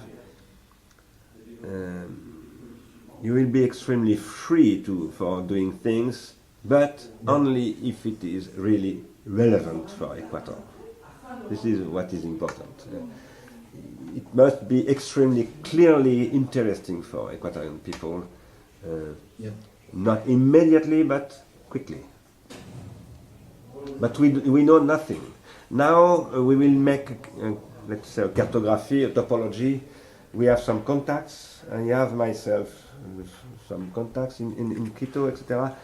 And you will have, comment on dit, des éclaireurs. You will need Scouts. Scouts. It's like in westerns. Vous aurez besoin. Just for next week, should we present, like in very briefly, if I bring two texts, should I say, okay, this text is about that and it may be relevant for that, and this is... Yes, yes. I think first, I believe first, it could be good next week to continue the discussion about first critics, interpretation, notable, etc., etc. I think we must continue the seminar as such, but yes, I think it is also necessary to make propositions concerning those texts. Now, it must be made or done with your own research projects concerning performance, symptomatology, and let's say cinema. Because what is important is to create an organic coherence of your interventions, etc., etc. Yes, Paolo. And Carlos after. Or Sarah, excuse me, Sarah. Yes, it was me. Yes, hello, Sarah. I was just thinking a little short thing that, for instance, my research theme, performance, is, as you said, a question that can cross all the other questions we already that already emerged. In particular, if in IHI, as you said, they are interested more than all in industrial questions and precisely how to transform knowledge in industrial production or development, or let's say some kind of industrial concretization of the knowledge, then my purpose, I think, will be a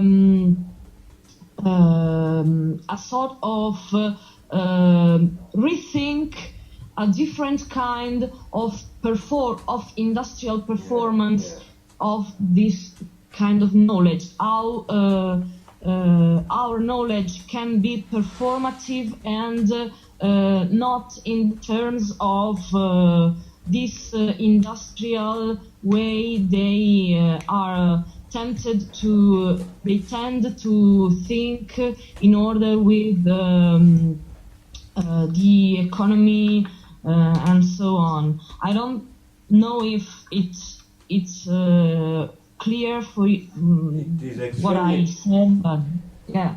I think this is the point in rethinking performance and performance. It is extremely clear and extremely interesting.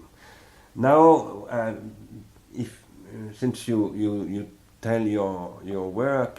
For this, there is also a question of bibliography, and for example, for me, but maybe I'm wrong, for such research and a discourse, it's necessary to read Austin, probably, or excerpts of Austin, maybe commentaries of Austin by Derrida. I don't know, I'm not sure, because maybe it's too much confusing, and I think Lyotard, for example, and the beginning of La Condition Postmoderne, particularly. But I add to what I said before, so to my request, that yes, it could be also interesting to propose next week your bibliography of your own seminars, your own research, because there will be an economy between let's say the general bibliography and specific ones. Carlos? Do you hear me? Yes. Yeah. Yeah, okay. Watching you all speak, for me it's absolutely clear the performance or performativity aspect of all these projects, which in a way it's when Nadia is talking about the fact that the digital imaginary it is to be done, so there is this performative aspect of trying to build it in a way. But what I wanted to say is not exactly this, was that Nadia was talking about, and I really agree with it, to have the capacity to just articulate what is the different researches and problems of this collective, in a way, collective investigation. But also with the digital local imaginary or the communitarian imaginary. And I do think that even if we are thinking in performativity levels, it should be very important to start from, of course, nobody of you is equatorian, so you are not there to just be sure what is this imaginary, but try to unlock, to get to these ideas from within this local imaginary, and that should be done, in my opinion, through contact with people that can give you an hint of what this situation is about, and work from specifically identifiable examples that they can relate to, that local people could relate to, so in order that you can start to build this performativity project from this point. Yeah. For that, we will have to discuss also with our Ecuadorian friends. Comment il s'appelle? Pablo Caldos? Pablo, Ramiro, son of Ramiro too. Gabriel, and we have some contacts also in Ecuador. Michel Bowens too, because Michel Bowens was in Quito, etc., etc. And he has friends there. So yeah, I agree with you, of course. So let's say, if you agree, I propose that next week maybe you present in another orally your projects, and with this open the question of preliminary elements you need for that, and also how to make, maybe not for next week, we will see, but how do you see the organization of the common seminar?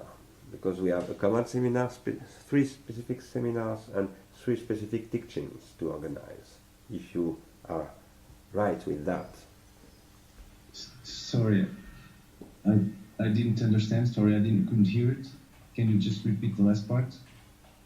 I said that for the Quito seminar, there are 3 tasks to organize, to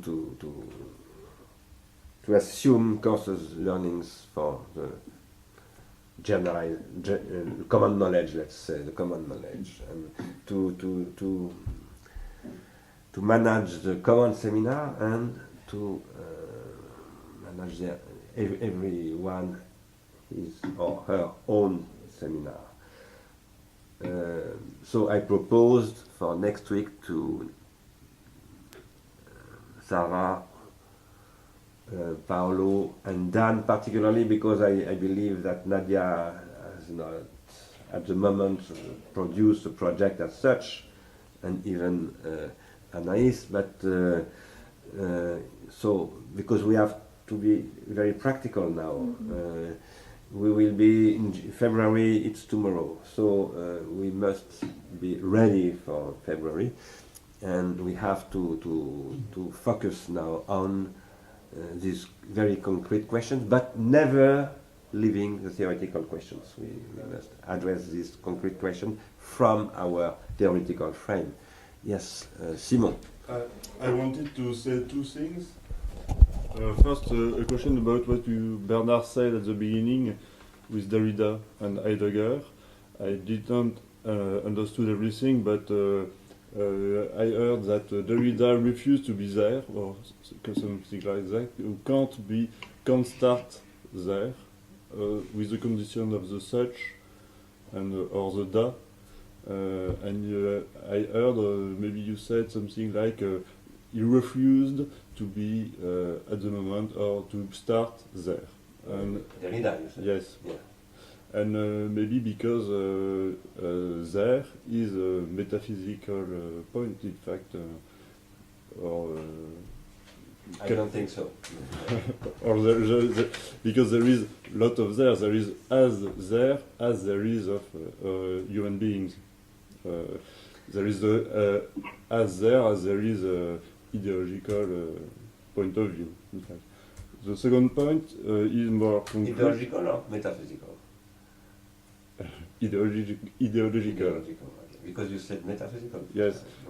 So yes, because there is many ideological point of view in the same there. The there is metaphysical, become metaphysical. Yes.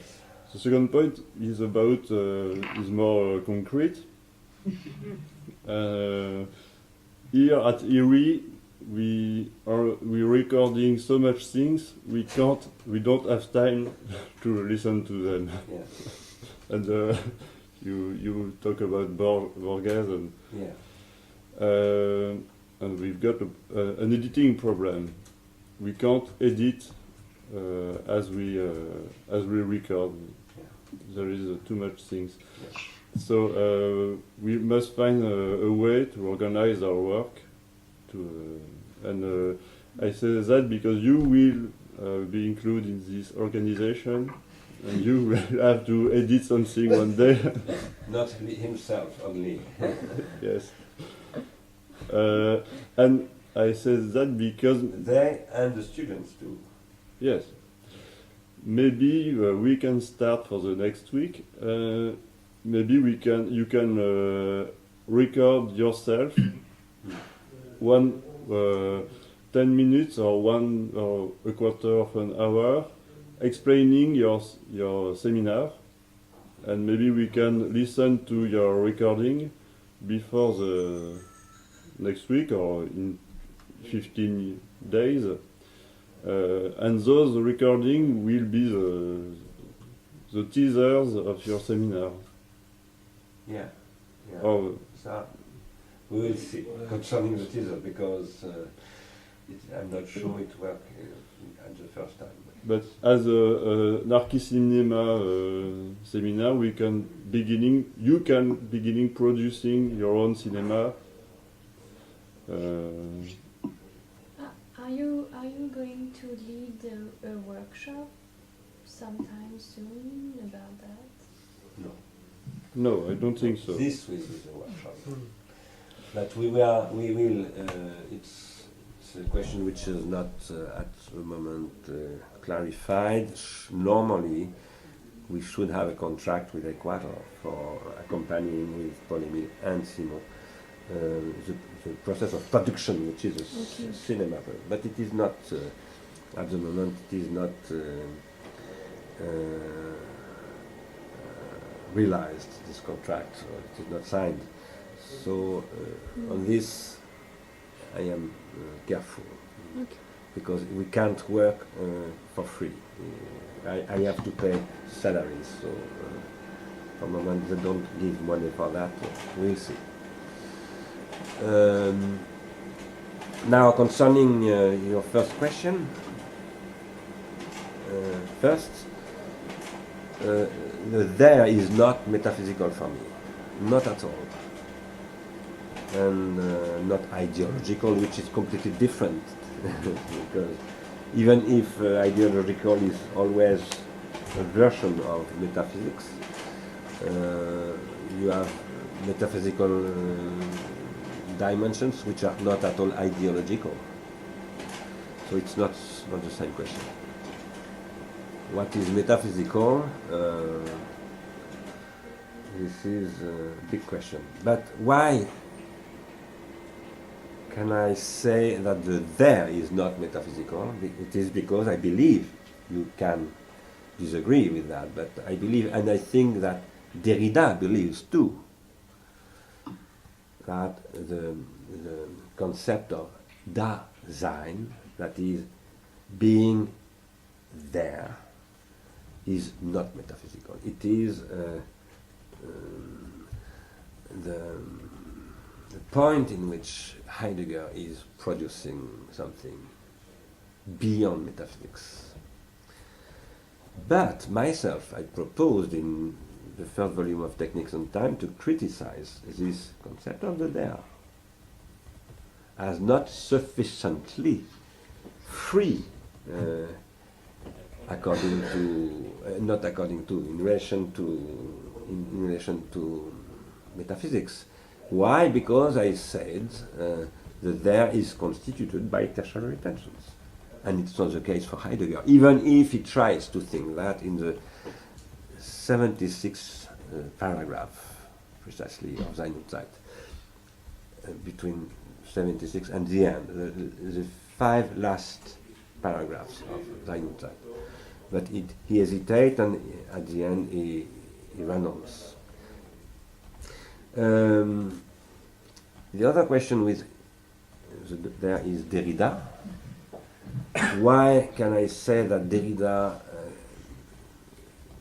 at the end forgot this extremely important point of view of Heidegger, that is what he calls the question of methodos, not methodology, methodos, that is in Greek. Methodos is how to walk on a path.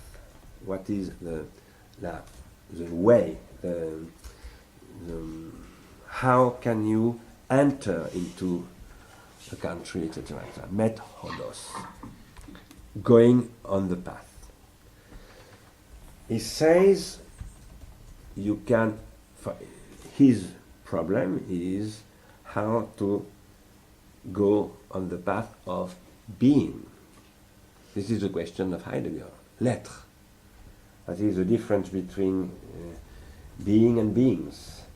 And the famous ontological difference. Personally, I think we must question with Nietzsche rather than Heidegger, that is, with the question of becoming rather than the one of being. But when I say that, it is not to forget the question of being, because the question of being is extremely important. I believe it is possible to reinterpret completely the Heideggerian question of being into a new question of not only becoming, but what we say in English, future. And which is not exactly the same, let's say not future, but the to come, l'avenir, which is not the same thing that future for me, and which is improbable, negantropic, etc., etc., in my own thought. Now,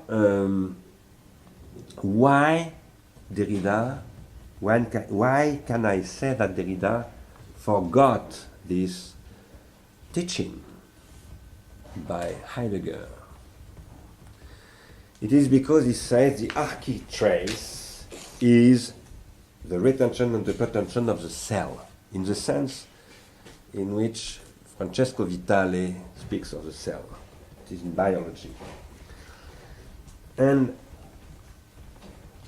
I agree with that. But I think there is a privilege for Heidegger, for example, that Heidegger himself is not capable to think, but that Husserl thought, and that Derrida thought from Husserl criticizing Heidegger, etc., which is writing. And Derrida says to have a non-metaphysical conception of writing is to say that writing is, for example, the program, the biological program of the cell. And I disagree with that. I disagree with that because, for me, the genetical program, or the genetic program of the cell is completely produced by the books of the cells. And so all the things we know concerning the cells is produced by tertiary, literal tertiary retentions. That is, you can't erase, you can, comment on dit, effacer, yes, erase, but you can't erase the history of the concept of archi-retention, by which suddenly, in 1962, someone named Jacques Derrida produced this concept. His production of tertiary retention himself. So this is the core of my debate with Derrida and the Derridians, like the one who came in Le Pauvre. Tu m'en as voulu, là, j'ai eu l'impression que tu m'as trouvé un peu trop dur. Pas du tout, je me suis régalé. Parce que, mais il méritait beaucoup la fessée qu'il a reçue. So this is the core, and this is a very important question for what we call general organology, etc. But I believe, for coming back to your question, that there can be not metaphysical. There is the there, and we can address the question of the there, even if it is always a non-notatable there. In fact, I should maybe say the there isn't it interpretable, an interpretation. It is. And so, insofar, isn't it metaphysical as an interpretation? No, interpretation is not at all metaphysical. Metaphysics is repressing interpretation. This is what is said by Nietzsche. And this is what Heidegger can't understand. What is at stake in Nietzsche. Now, what Heidegger himself does, or makes, is a re-evaluation of interpretation. What he calls phenomenology of Dasein, that is existentiality, etc., is the process of interpretation. But for him, he doesn't use interpretation because he uses interpretation because in Germany, interpretation is Schleiermacher, it is theology, it is philology. It is impossible in 1927 to use this word interpretation without being included into theology and hermeneutics. This is also a problem for us. This is the reason for which maybe the next seminar I will propose to reread Gadamer, Schleiermacher, etc. for a new interpretation of interpretation. Now interpretation is not at all metaphysical. Yeah, there are metaphysical interpretations, but the question of interpretation is not at all metaphysical. We'll continue the discussion later if you want. What about the second point? Yes, so concerning the second point, I agree completely with you. It is extremely important to to have contributive production of the seminar, for example, to record themselves before, even if it is not easy, because speaking behind the camera alone is difficult. And personally, I hate that, because I need to have an audience for producing my, comment on appelle ça? Yes, Nadia. Yes, Nadia. She needs to go to sleep. Ah, okay. Because she Okay. has Okay. festival Okay. Okay. of artistic robotics. Good night, Nadia, and good festival. Bye, Nadia. Bye bye.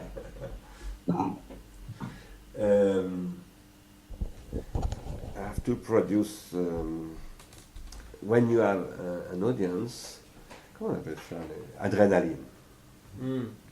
When you have an audience, when you have an interlocutor, you're in a discussion, you produce adrenaline. The adrenaline? Adrenaline. And alone, nothing. So, because adrenaline is emotion. So you can talk some shit or cocaine, but because there are substitutes of adrenaline. But personally, I do that sometimes, but I ask, for example, Augustin to sit at the place of the camera, and I talk to Augustin. So it is difficult, but I think we have to practice immediately things like that. So I agree with you. And if you want to share and to discuss, to have an audience with other members of the seminar, for example, you use Skype or Hangout, etc., by yourself. So I agree with that, and I agree also that we will have to quickly practice ligne de temps, for example, for annotating, for example, this session. Or not, it's not, but maybe you, Simon, could propose some possibilities and a kind of chart for that. When I say chart, ça marche pas. Petite chart. Guidelines? Guidelines, yes. Guidelines for that. Propositions. This is very important.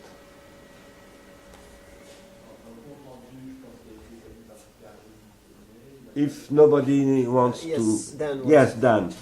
Go. Yeah, I'd like Right. to say, just ask a few things. One of the three levels that we need to figure out, 1 and 2 are obviously closely connected.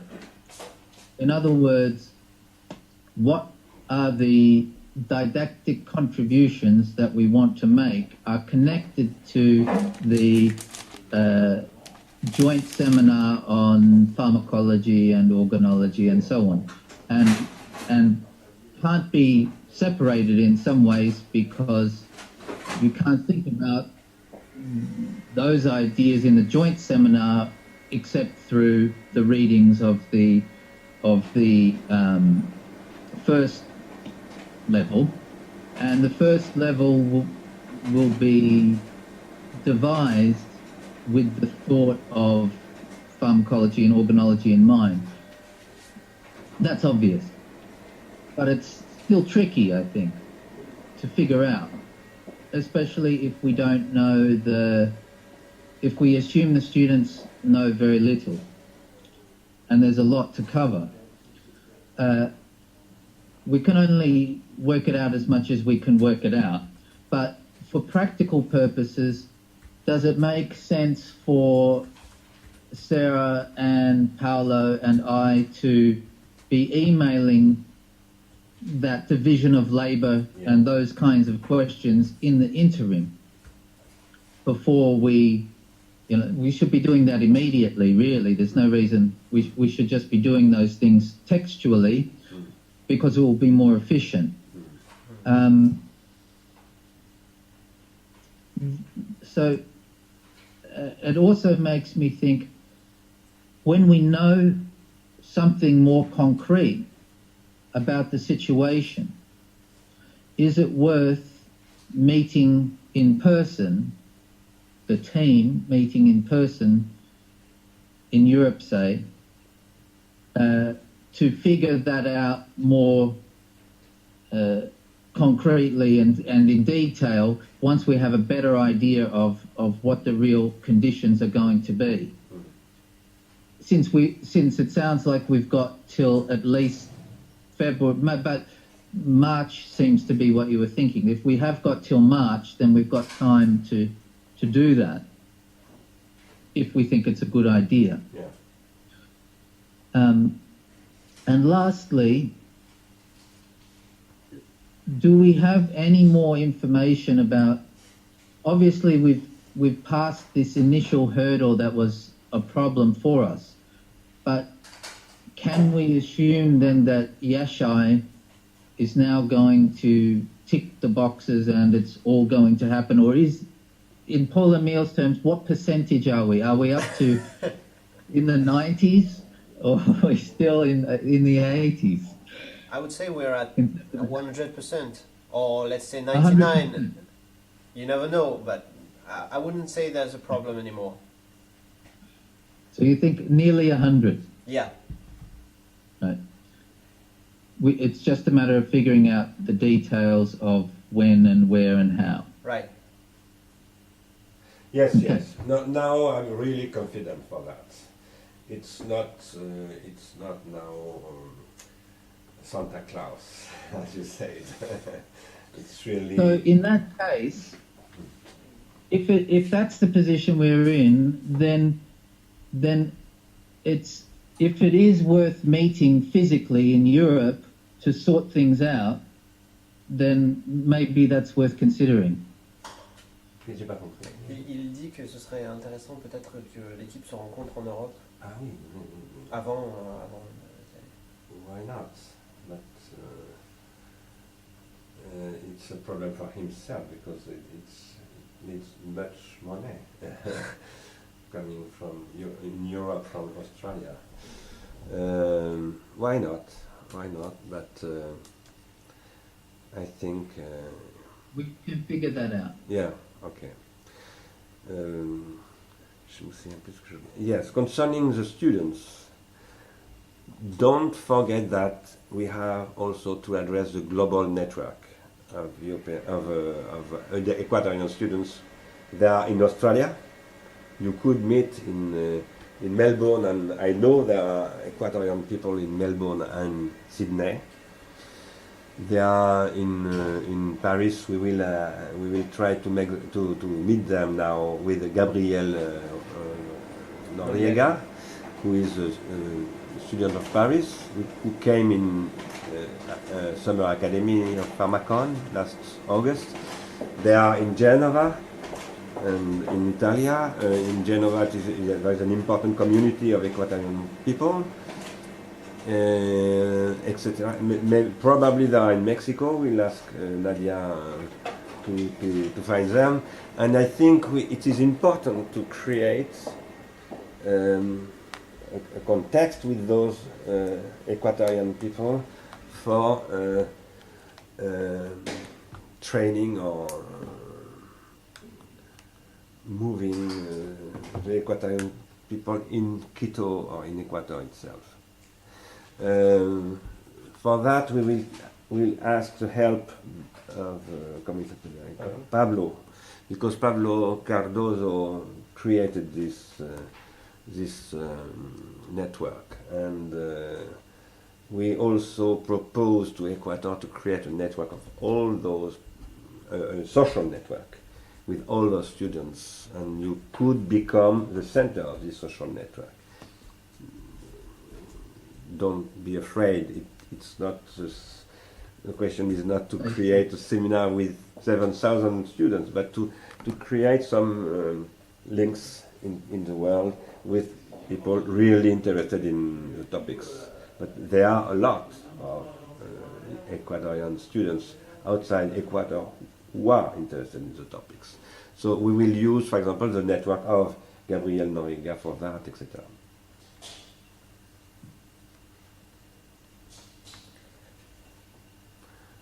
Okay. Maybe one other question. Yeah. So there's a meeting next week because I thought December 9 was the next date we had, but is it next Tuesday? Yeah. Is that when we're meeting again? Yeah, Right. it is. Yeah. The 2nd, December the 2nd. Okay. Thank you. And maybe for that also it could be interesting you present your idea of the common seminar, each of you. What do you think should address this seminar between the short time you will have between March, maybe February, March and October, with a session of with a summer, which is an interruption of the university. So you will have only March, April, May, June, maybe September, 5 months for creating this seminar. One seminar a week, I suppose, and this makes 20 sessions. It's not nothing, but it's not a lot too.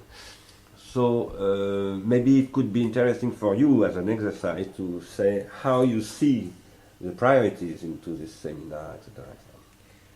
Just something, the date for the next seminar is actually the 9th. As you said, again, it's not the Ah non, c'est dans 2 semaines. it's in 2 weeks. I'm sorry, I was wrong. It's in 2 weeks, yes. Sorry for that. Yes, in 2 weeks. It's better. At the same hour. Yep. Good. But we will discuss through email in the meantime. I can give you information about the recording of your presentations, and we will discuss the biographical aspects with Anaïs and Carlos too, through the emails. Okay, if you are right, we will stop now. We can continue by the email, that's clear. And thank you very much. We are a little bit excited now with this Equatorian project, which is the beginning of the transformation of the world. Bye. Thank you very much for your help for transforming the world. Thank you very much. Thank you. Bye-bye. Bye. Thank you. Bye bye. Bye bye. Bye. Bye. Okay.